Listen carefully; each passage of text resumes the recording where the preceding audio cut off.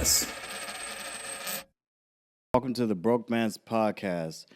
We ask that you like, comment, and subscribe if you are on YouTube so that we can continue to push our message out there and let people know that they are not alone and have these awkward and meaningful conversations that are needed. If you're on Spotify, please refer a friend, send it out.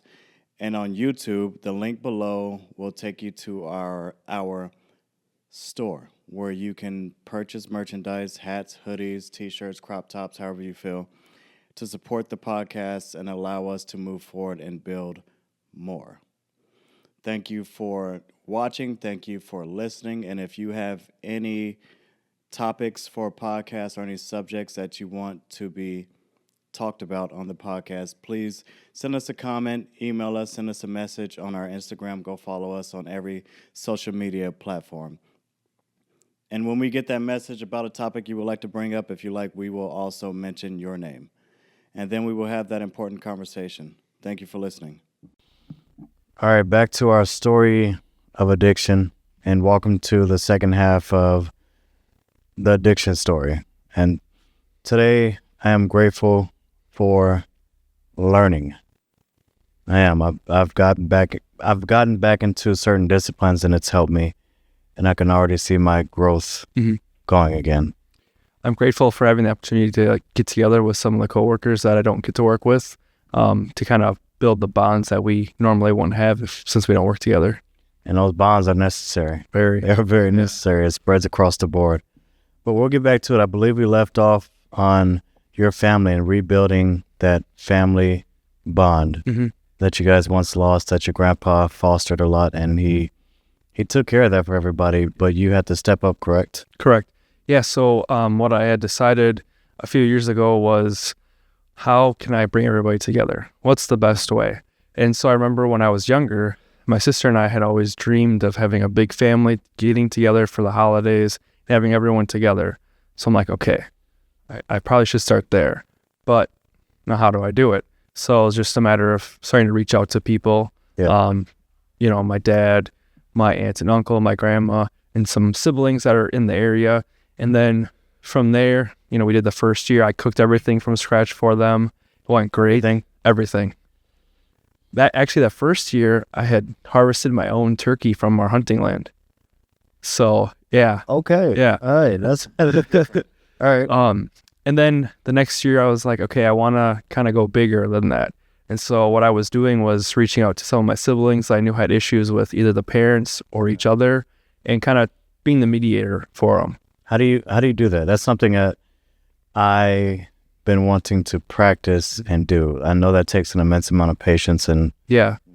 So, you have to start the conversation by not blaming them for anything, because that's always the biggest thing. If they feel like they're being blamed, they're not going to open up about it. So going in with that open mind and saying, look, I'm here, I'm on your side. I'm not saying it, you're right, she's right. And I understand, you have these feelings. And it's just being empathetic, but also not, confirming what they believe. Because sometimes what they believe isn't the truth, and sometimes it is. But it's just about letting them talk, because the biggest thing is people feel like they're not heard and that there's no one listening to them. And so I knew that was a big issue with my one sister. She felt like no one was listening to her. She felt she was just saying stuff and nobody cared what she had to say. Let me not be rude.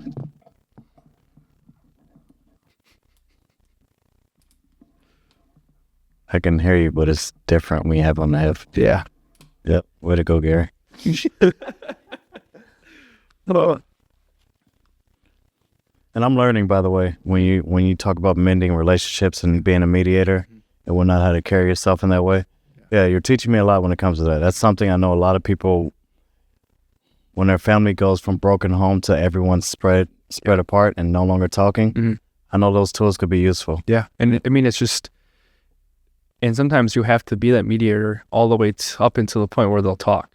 And because I know for my sisters, it was just a long process of finally getting to the point where they both felt like they didn't need to hear I'm sorry from the other person, because they realized that they were both at fault for different things.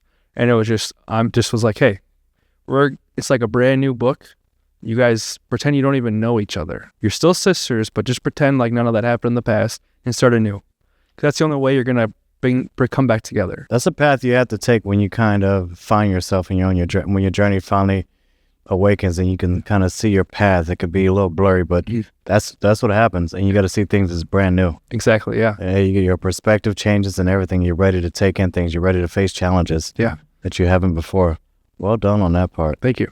All right, so how far did you take this? So then that year, we had about 20 people for Thanksgiving. I cooked 2 turkeys, the mashed potatoes. Went out there like a caveman and hunted your turkey down? No, that year I wasn't able to, so I did try hunting. And for whatever reason, none of the turkeys walked onto our property that year. Okay. I wanted to so bad, but just didn't work out. And I think that year I had stuffed the turkey with bacon on the inside of the skin, so it had the bacon flavor in the turkey meat. It was really good. You seasoned your turkey? Oh, yeah. Okay. All right. My own rub. Not for real? Yeah, for real. I make my own rubs for everything. For whenever I'm cooking, I'll just mix it myself. And so it's a lot of fun. When you're doing that for other people and you're bringing that right kind of energy, it definitely tastes in the food, because you're doing it for the right reasons. You're not just, I'm cooking this because it's another holiday and I'm all stressed out. I'm cooking it because I want to bring my family together. I want them to have a good time. There's love in that food. No stress. Exactly. Yeah. There's some love in that food. I don't need everyone's cooking. No. And there has to be some love in that food from that person, or else I'll sit there and just starve. Yeah. Like if I don't trust your hands or what you're feeding me, because that nourishes my body. Right. And like you said, you going out and doing all that for your family and putting extra love into it and know what you're doing, it's the energy that connects with that. Right. Yeah. So well done with that, man. Again. Yeah. Go ahead, continue. Yeah. So it's just fun to do. And then like this year I did lasagna for Christmas, and all from scratch, noodles, sauce, everything. And that was just fun to see people enjoy that because they've never had that before, all from scratch. And like my father-in-law, when he tasted, he go, first bite, I don't even know what I'm experiencing with different flavors, So it's great. It's fun to do. Obviously not everyone's good at cooking, but there are other ways to bring your family together through the holidays, if that's something that you guys like to do. I just find it easier because it gives people a reason to get together without having a reason. Okay, and you didn't want to put the burden on your family about your addiction? Correct, yeah. Why is that? Well, a little bit of shame. I was afraid of how people would actually think of me and see me and how they would view me as a person, because there is a stigma with being an addict. Okay. No matter what kind of addiction it is, there's always that stigma. And so my fear was that they wouldn't see me as the same person, and they would think less of me, and then they would devalue what I had to say. And so I kind of kept it to myself for the most part. I, struggled with it and went through it by myself, just simply because I didn't want to get them involved. It wasn't their problem, and I feel like if I also got them involved, I would be projecting my own issues onto them, and then also making them feel bad, like, well, did I have a part in this? Which, sure, a little bit, but it was still my decision to do what I did. And so I don't want someone else to feel like it was their decision. So you recovered by yourself? Yeah. For the most part? Yeah. Well, I did go to an AODA counselor in class. How was that? It was all right. Okay. Yeah. What do you suggest to those out there that are struggling with addiction? How hard, first of all, how cumbersome is it? How heavy does it get? It gets very heavy. It's all consuming. Your whole life becomes it. And so it really, if you have the people that are around you that are still willing to talk to you, it's just telling someone. Because a lot of times people may think you have an addiction and may see the signs of it, but they don't really know the full story of what's actually going on. How far are you into the addiction? So that helps. And for other people, it takes that life and death situation that all of a sudden you just wake up, you're like, okay, wait, life is too precious. I'm playing around too much. That was always scary, and I've never delved into drugs because I was always scared of my addictive personality. I knew once I got it, I'd be like, Yeah. And that's how it is. What's the next one? Yeah. What are we doing this again? And yes, it's how it is. It's how it was anytime when I was in my early 20s and I would drink. Like, when was the next time we're drinking? Yep. That's all you think What about. excuse do I have to take it? Yep. do I have to go to work today, or can I just stay home and do this? Yeah. You know. So how was that after you had your accident and everything? What was the journey like? Yeah. We'll have to talk about that. It wasn't. Please explain. Okay. Explain how you came to face everything you didn't want to face and the realization of everything, like, I need help. Okay. So this was like in October. It was in October. And I had taken about 5 Xanax bars, and I had 2 friends over at my house, and we were all hanging out. And the last thing I remember was my ex-girlfriend messaging me asking for weed.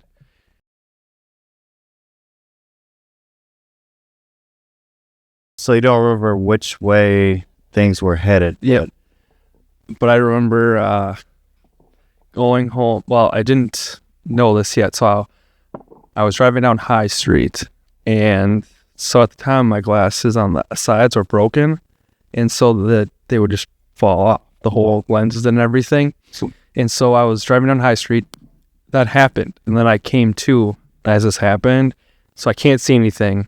And I remember I just kind of like had the wheel and I went like this and I'm looking and it's a Yukon XL. So it's a 3-seater huge suburban vehicle.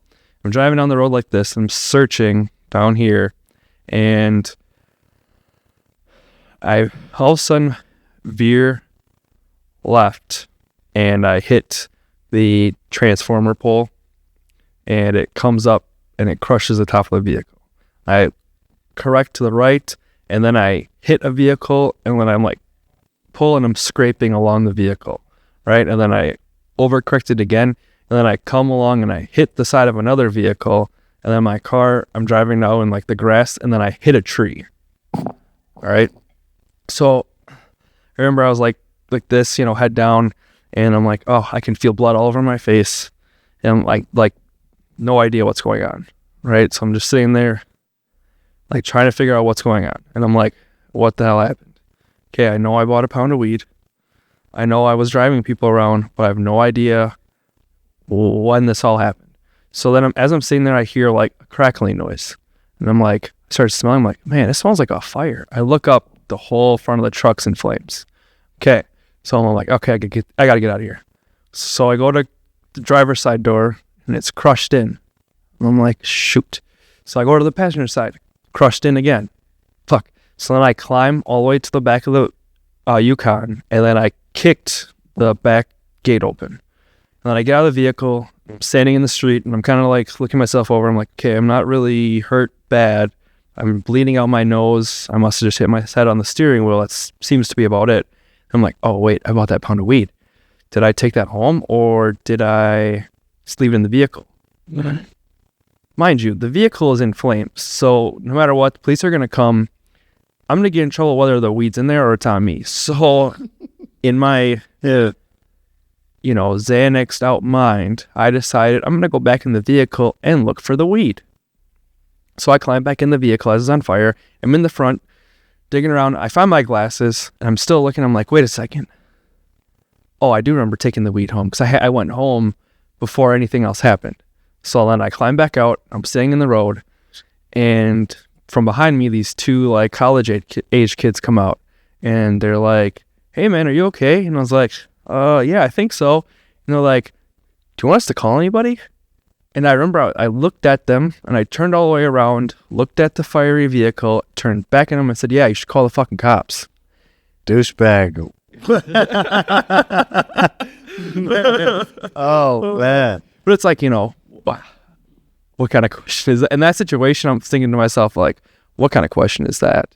Clearly, I need the police or an ambulance. But anyway, so they call the cops. We're right by the police station, so there's like 20 squad cars. Nobody got hurt? Sorry to interrupt you. Nobody got hurt. Just a couple bruises on the face and my nose bloody, but nothing really severe.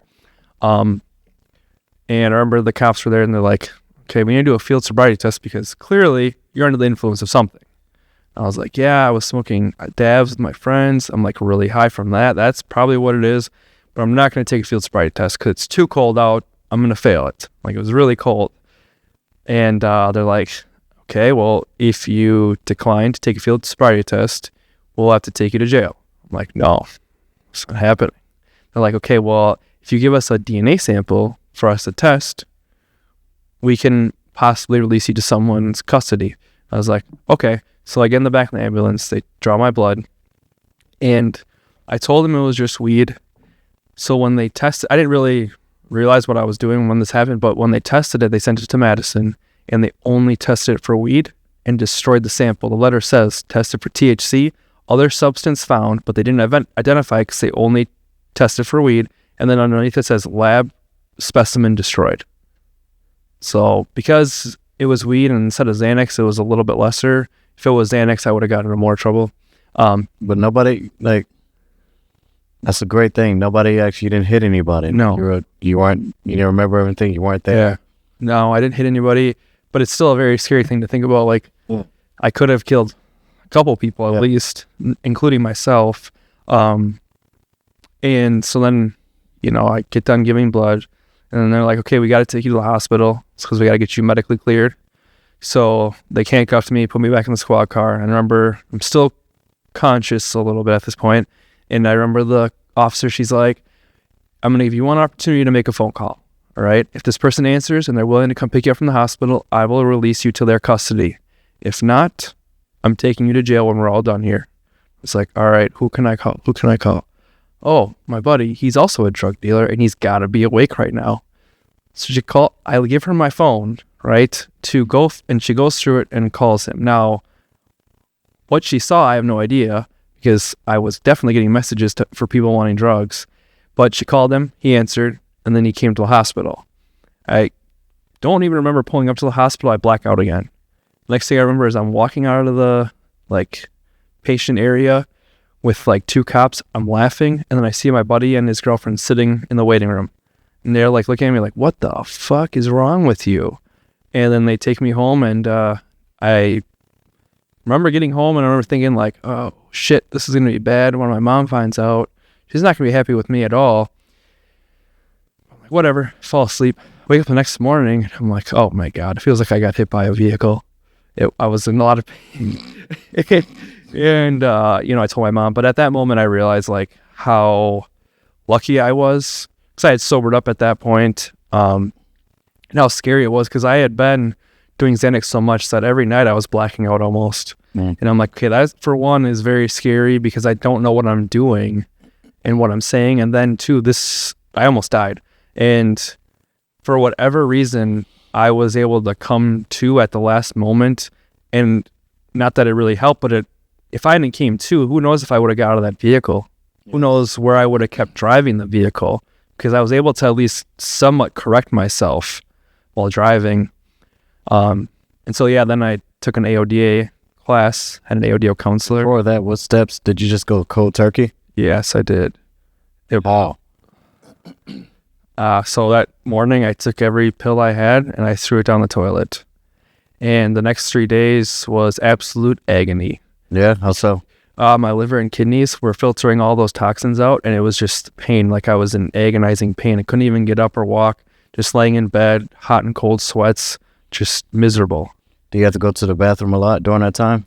Not really at that time, no. No.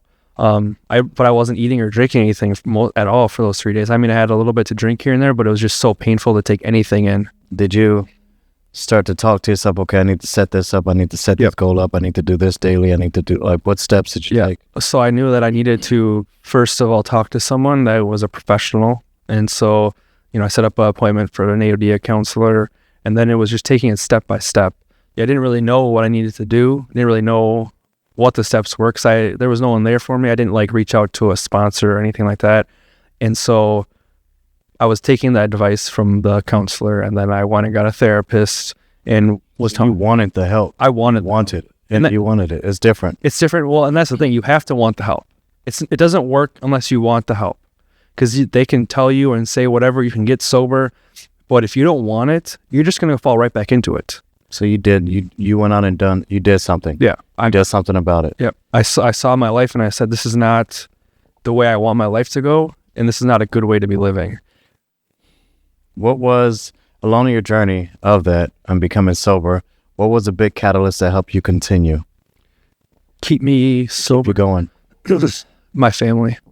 Being able to reconnect with them, and then knowing so when my grandpa passed, he was the one that was the rock of everything.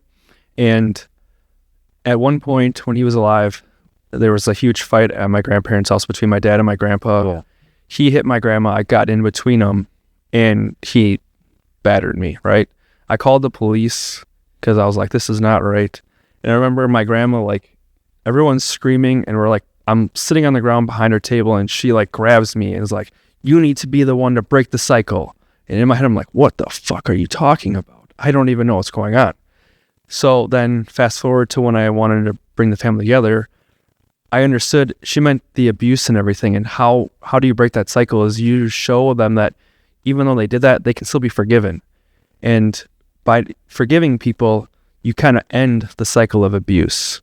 Because instead of me passing it down to the next generation, I stopped it at myself, apologized to the ones that came before me, and brought us back together.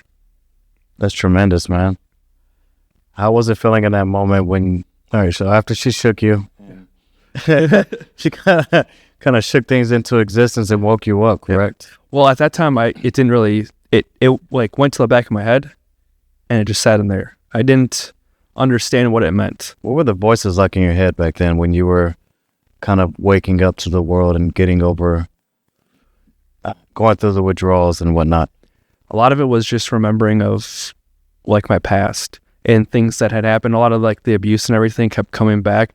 And I was like, this is what, it's like my mind telling me, go back to the addiction because this is what you're running from.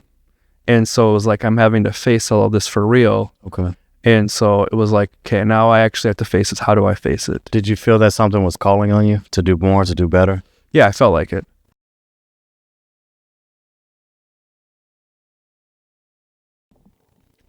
All right. So it was like there was a higher purpose for what I was doing. And, you know, I am religious, so maybe a part of God's path, but I also don't think anything is coincidental.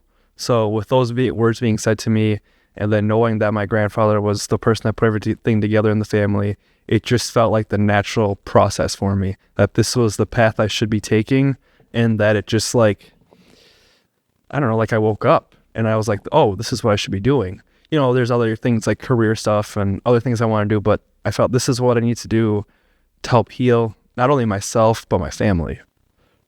And it's been so far it's been working well for you. It's been working well. You know, it is kind of a constant thing with some of the siblings and making sure they're still being able to talk to each other and being a mediator still. I mean, I have no problem with it. I actually prefer that because then I know like, hey, they're going through this and I'm helping them and they're not alone. Because my biggest fear is that with how everything happened in my family, that some of my siblings feel like they're alone because of, you know, they don't feel like they have my father or my mother or any of the rest of us. Along your journey in recovery, when did you feel like I can breathe now? I know what I'm doing.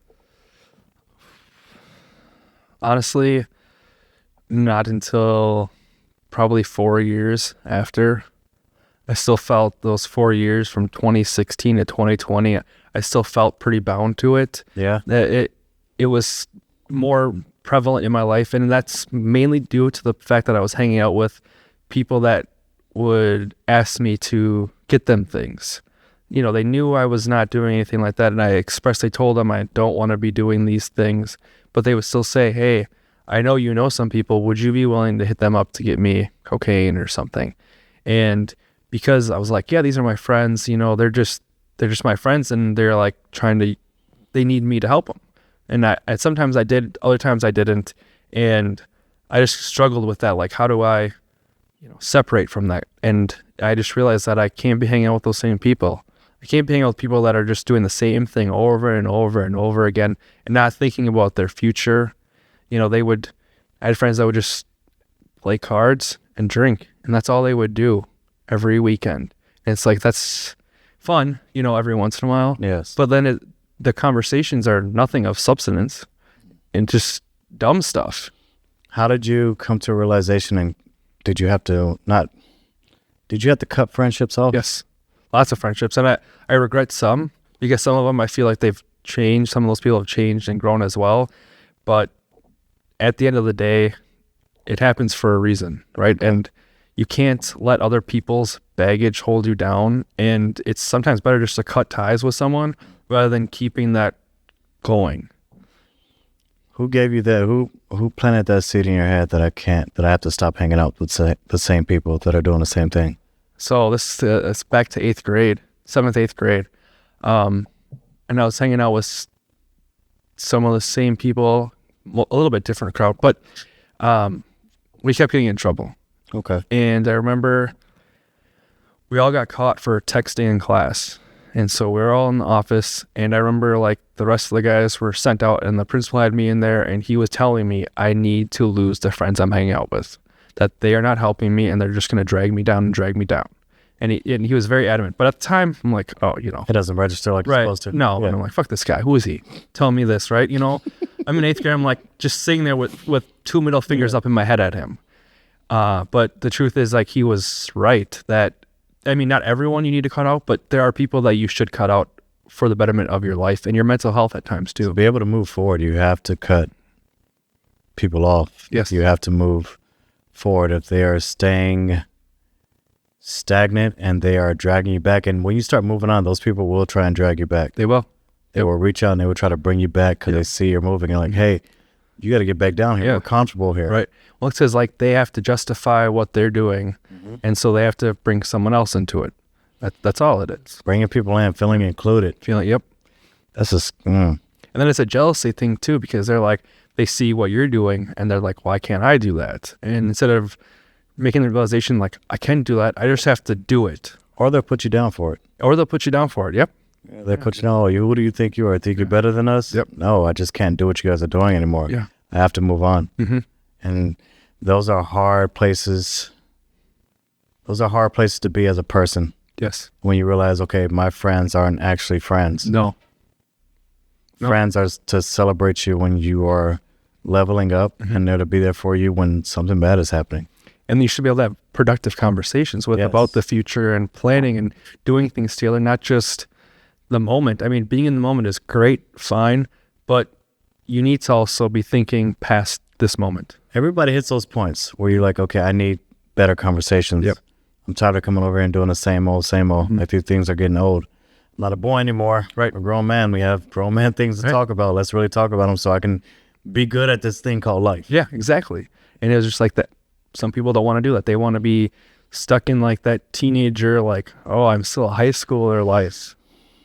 That Peter Pan syndrome, man, it can get you. Yeah.